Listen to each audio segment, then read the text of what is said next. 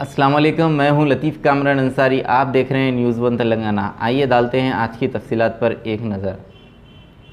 भाई मिल गया friend start ठीक है ओके आज एक बड़ा खुशी और तारीख़ी दिन है हमारी पॉलिटिकल पार्टी के लिए कि बिहार प्रदेश में एमआईएम पार्टी को बिहार की जनता ने ना सिर्फ अपने वोटों से बल्कि अपनी मोहब्बतों से इतना नवाजा कि मेरे पास अल्फाज नहीं है कि कैसे मैं उनका शुक्रिया अदा कर सकूं। मगर मैं सबसे पहले अल्लाह सुब्हाना व तआला का शुक्रिया अदा करता हूं कि अल्लाह के फजल व करम से मजलिस इत्तेहादुल मुस्लिमीन को एक तारीख़ी कामयाबी बिहार में मिली है। मैं साथ ही साथ जो हमारे बिहार प्रदेश के अध्यक्ष हैं जनाब अख्तरुल ईमान साहब का और जनरल सेक्रेटरी आफ्ताब साहब का, आदिल साहब का और तमाम बिहार के मेरे पार्टी के ज़िम्मेदारों का शुक्रिया अदा करता हूं कि उनकी बड़ी सख्त जिद्दोजहद और मेहनत रही और उसी मेहनत का नतीजा रहा कि आज हमको एक बहुत बड़ी कामयाबी हासिल हुई। साथ ही साथ में हमारे जो एमआईएम पार्टी के ऑब्जर्वर जनाब माजिद साहब जो हैदराबाद के साबिक़ा मेयर रहे हैं, जो पिछले 5 साल से रेगुलर बिहार को जा रहे हैं और अख्तरुल ईमान साहब के साथ उन्होंने पार्टी को मजबूत किया है, मैं उनका और जो हैदराबाद से महाराष्ट्र से इम्तियाज़ जलील साहब आए, डॉक्टर गफ़ार क़ादरी, सैयद मोइन, फ़िरोज़ लाला और उत्तर प्रदेश से हमारे शौकत साहब, ये तमाम लोग वहाँ पर आकर कई दिन 20 दिन कैंप किए, मेहनत किए, इनका भी मैं शुक्रगुज़ार हूँ। मैं इस मौके पर जनाब कुशवाहा साहब का, बहन मायावती का, देवेंद्र यादव साहब का, राजभर साहब का भी शुक्रिया अदा करता हूँ कि हम लोग उनके साथ ग्रैंड डेमोक्रेटिक सेकुलर फ्रंट बनाए, हमने साथ इलेक्शन लड़ा।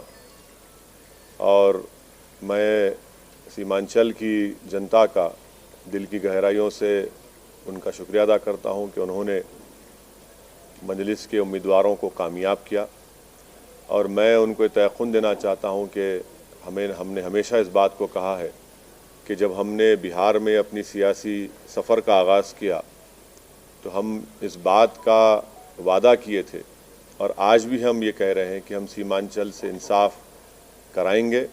सीमांचल की सरज़मीन पर बसने वालों से पिछले 60 साल से इंसाफ नहीं हुआ। वो ना सिर्फ बिहार बल्कि पूरे भारत का सबसे पिछड़ा इलाक़ा है, इसीलिए सीमांचल से इंसाफ की लड़ाई ये जारी रहेगी। और जो हमको सीमांचल की जनता ने हमारे उम्मीदवारों को वहाँ पर विधायक बनाया है, इंशाअल्लाह ताला हम उनके भरोसे पर पूरा उतरने की कोशिश करेंगे। जो वहाँ के मसाइल हैं, जो वहाँ का बैकवर्डनेस है, जो वहाँ पर बाढ़ आने के बाद जो ज़मीन कटती है, वहाँ पर स्कूल, डिग्री कॉलेजेस नहीं है, अस्पताल नहीं है, ये सब चीज़ें हैं जिस पर हमको हमारे पूरे विधायक मिलकर इस पर पूरी कोशिश करेंगे। और जो भरोसा और एतमाद हम पर किया गया है, हम इंशाअल्लाह ताला उसकी पूरी मेहनत करेंगे और जो हमने आवाम से वादे किए थे उसको पूरा करने की हम पूरी कोशिश करेंगे। मैं फिर से बिहार प्रदेश की जनता का शुक्रिया अदा करता हूँ। आपने हमको अपनी मोहब्बतों से, अपने आशीर्वाद से, अपने वोटों से नवाजा है।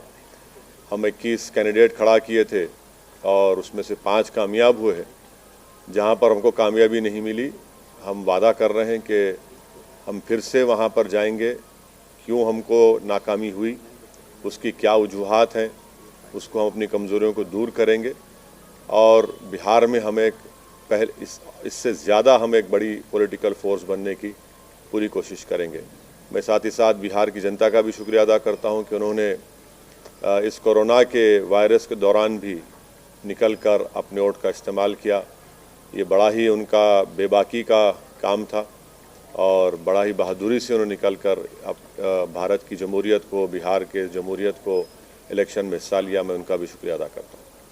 सर, ये आप जिससे आपने बिहार में आमद की थी अपनी, उस सीट को, किशनगंज की सीट को आप हार गए, क्या करेंगे? मैंने जैसा कहा अभी कि यकीनन कोई ना कोई कमज़ोरी होगी, ख़ामी होगी जिसकी वजह से हमने वहाँ की आवाम का एतमाद हासिल नहीं कर सके, इस पर हम बैठकर बात करेंगे जनाब कमरुल्लाह साहब से और उन कमज़ोरियों को दूर करेंगे और इंशाअल्लाह ताला हम दोबारा उस सीट को उस पर कामयाबी हासिल करेंगे। सर, आप तकरीबन 15 दिन वहाँ पे कैंपेनिंग की है और 50 से भी ज़्यादा सभाएं की है, तो कैंपेनिंग के दौरान आपने क्या देखा और ये जो नतीजे आए हैं उसको कैसा आंकते हैं सर? मैं वहाँ पर 65 सभाएं मैंने की जनाब कुशवाहा साहब के पार्टी के कैंडिडेट्स के लिए, बहुजन समाज पार्टी के कैंडिडेट्स के लिए और फिर उसके बाद हम अपने पार्टी के कैंडिडेट्स के लिए कैंपेनिंग में हिस्सा लिए।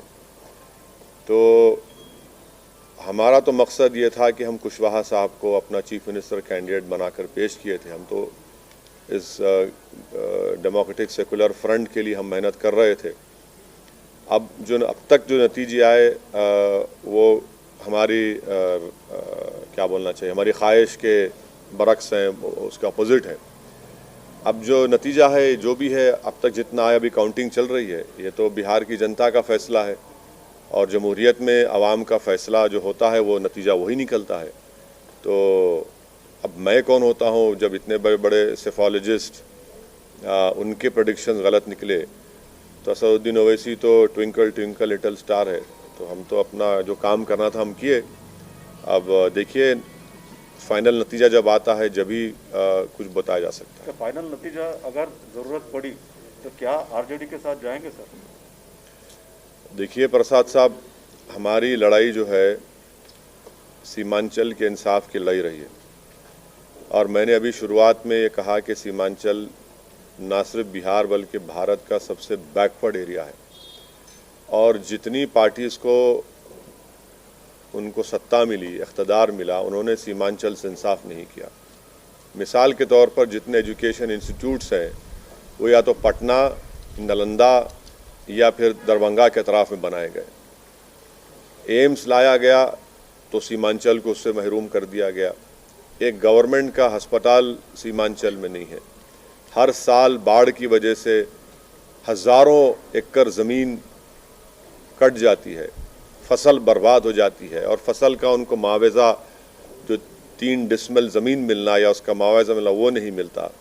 सबसे ज़्यादा पलायन वहाँ के नौजवान दिल्ली, हरियाणा, पंजाब जाकर वहाँ के खेतों में काम करते हैं। तो इसलिए हमारे लिए सीमांचल का डेवलपमेंट और मैंने आपको याद दिलाना चाहता हूँ कि बहैसियत मेंबर ऑफ पार्लियामेंट मैंने एक प्राइवेट मेंबर्स बिल भी पार्लियामेंट में दिया था कि आर्टिकल 371 के तहत एक रीजनल डेवलपमेंट काउंसिल बनाया जाए, जिस तरह हैदराबाद कर्नाटक रीजन में बनाया गया था, क्योंकि जब तक वो बनता नहीं उस इलाके से इंसाफ नहीं होगा। तो सीमांचल के इंसाफ की लड़ाई हमारे लिए बहुत अजीज़ है, बहुत करीब है और हम उस लड़ाई को जारी रखेंगे। आपके सवाल का जवाब उसी वक्त दिया जा सकता है जब पूरे रिज़ल्ट सामने आ जाएंगे, किस पार्टी के पास कितने एमएलएस जीते, उसके बाद हम फैसला लेने के मौक़िफ़ में रहेंगे। मगर मैं आपको इतना बताऊंगा कि हमारे जो 5 एमएलएस हैं और हमारे जो बिहार प्रदेश के अध्यक्ष हैं जनाब अख्तर इमान साहब, मैं उनसे भी बात करूंगा, उनसे भी हम लोग बात करके उनसे पूछेंगे, उनका मशवरा लेंगे और उसके बाद जब सामने पूरे नतीजे आएंगे वो देखकर फिर कुछ फैसला लिया जाएगा। अभी इस पर मैं कैसे बताऊंगा? अब देखिए, इफ्स एंड बट्स में मत बात करिए, जब पूरा नतीजा सामने आ जाएगा। अभी भी काउंटिंग चल रही है, अभी 60-70 लाख वोट अभी काउंटिंग होना बाकी है। तो हर पार्टी के पास कितने एमएलएस हैं, कौन वो मैजिक नंबर 122 को पार करता है, वो देखना पड़ेगा। इकरार भी नहीं है, इनकार भी नहीं है। कि सीमांचल के डेवलपमेंट को लेकर अगर कोई धड़ा कॉमन मिनिमम प्रोग्राम के साथ सीमांचल के डेवलपमेंट को लेकर आपके सामने आता है तो क्या आप उसका समर्थन करेंगे?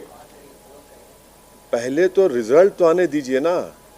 देखिए, पहले तो रिजल्ट, पूरा फाइनल रिजल्ट आने दीजिए। साफ है सर, लेकिन नहीं, क्या साफ है बताइए? मेरे तो साफ नहीं दिख रहा। अभी तक तो कोई साफ ही नहीं है। अभी तक तो कोई ये कभी इधर कभी उधर, यकीनन क्लिफ हैंगर होगा, बट नतीजा तो आने दीजिए, फिर बात करते हैं। मैं आपसे क्या कह रहा हूं कि मैं हमारे बिहार के अध्यक्ष और एमएलएज हम सब बैठेंगे, बात करेंगे, उसके बाद कुछ फैसला करेंगे। कितना हमको नहीं बोला गया, क्या क्या नहीं बोला गया। कि अगर पूरे 5 साल में अगर किसी पॉलिटिशियन को अगर गाली दी गई है तो अगर आप टॉप 3 निकालेंगे तो टॉप 3 में हमारा नंबर आएगा। क्या क्या आपने कुछ बाकी नहीं रहा ना बोलने के लिए। अब तो बी टीम, सी टीम, वोट कटवा, पैसे लेते हैं, फुला करते हैं। अब हम हेलीकॉप्टर में उड़ रहे तो कहा कि पेट्रोल फुला डाल रहा है। रिजल्ट आ रहे हैं तो कोई कहता है कि देखो इनका एक काम हो गया।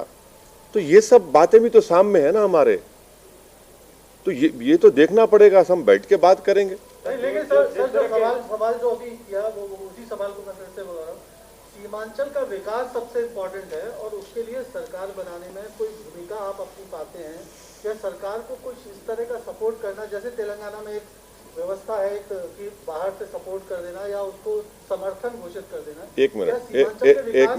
एक मिनट, तेलंगाना में टीआरएस को किसी की जरूरत है? नहीं है ना। यहाँ पर पूरा रिजल्ट आ जाने दीजिए, नंबर्स आने दीजिए, फिर अब मैं आपके सामने हाजिर होता हूँ। मैं कहाँ जाऊँगा भाग के आप लोगों छोड़ के। हम तो आपके दरमियान में रहते हैं, जवाब देंगे जब आपको पूरा फाइनल रिजल्ट तो आ जाने दीजिए। फाइनल रिजल्ट आने दीजिए, फिर हम बताएंगे आपको। सरकार बनाने की भूमिका से अभी आप बाहर नहीं हैं। नहीं, अरे देखिए ना कि रिजल्ट जब आएगा जब तो हम आपके सवाल का जवाब दे पाएंगे। आप इस पोजीशन में मुझे बोलेंगे स्पेकुलेट करो, मैं क्यों स्पेकुलेट करूंगा।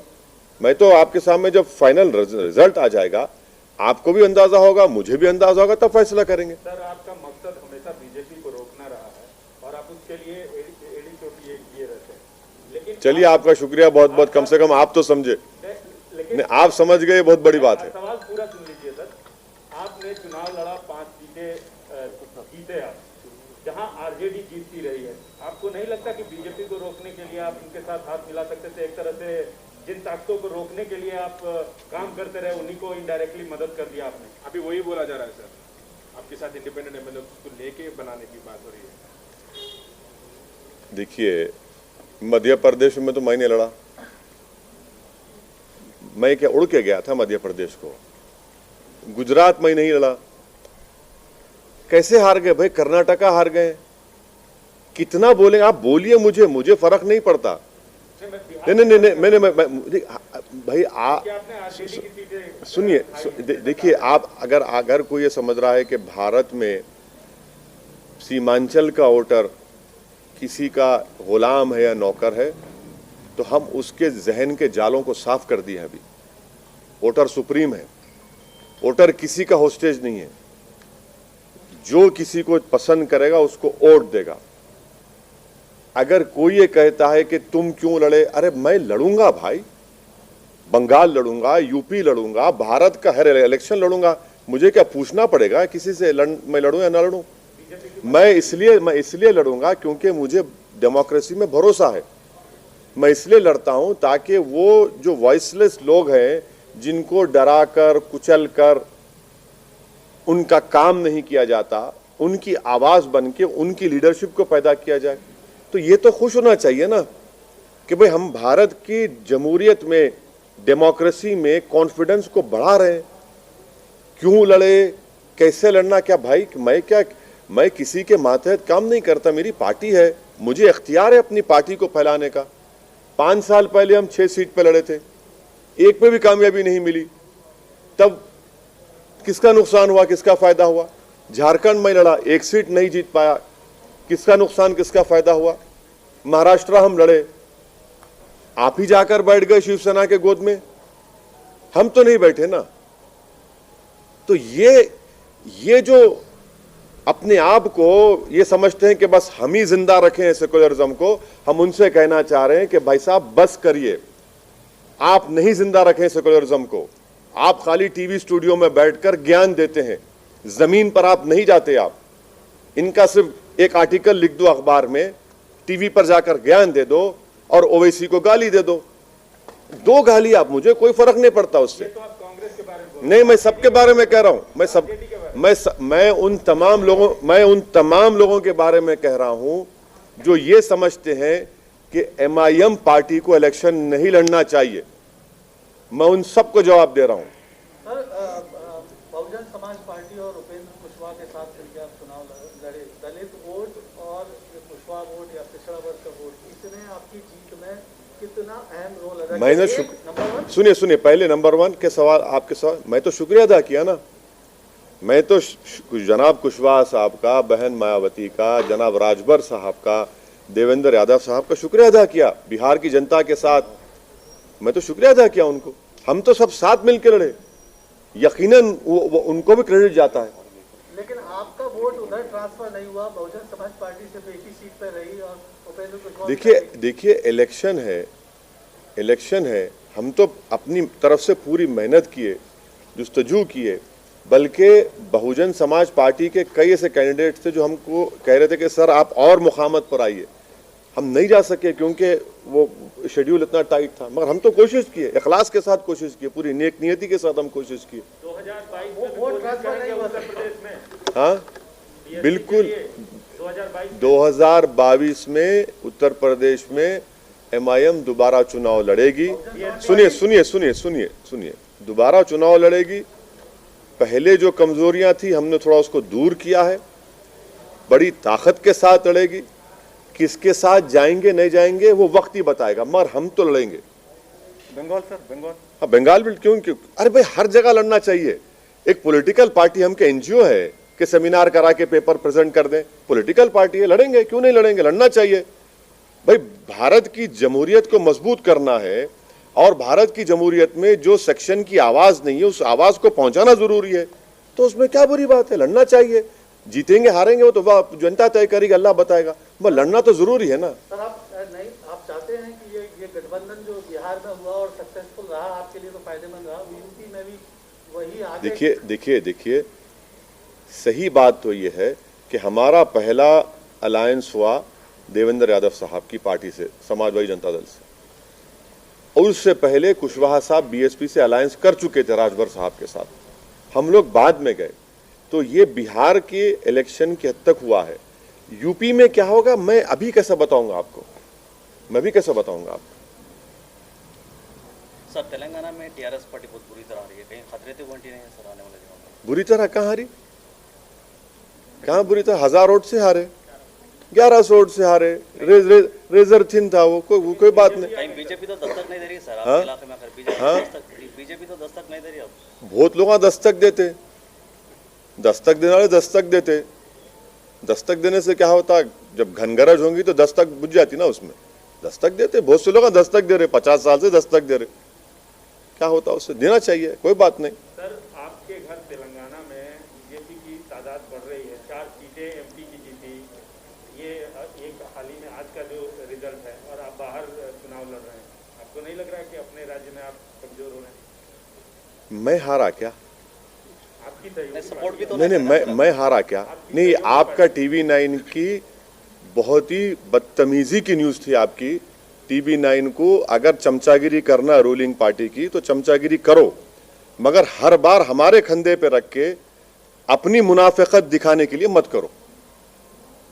TV9 को जिम्मेदारी से न्यूज डालना चाहिए।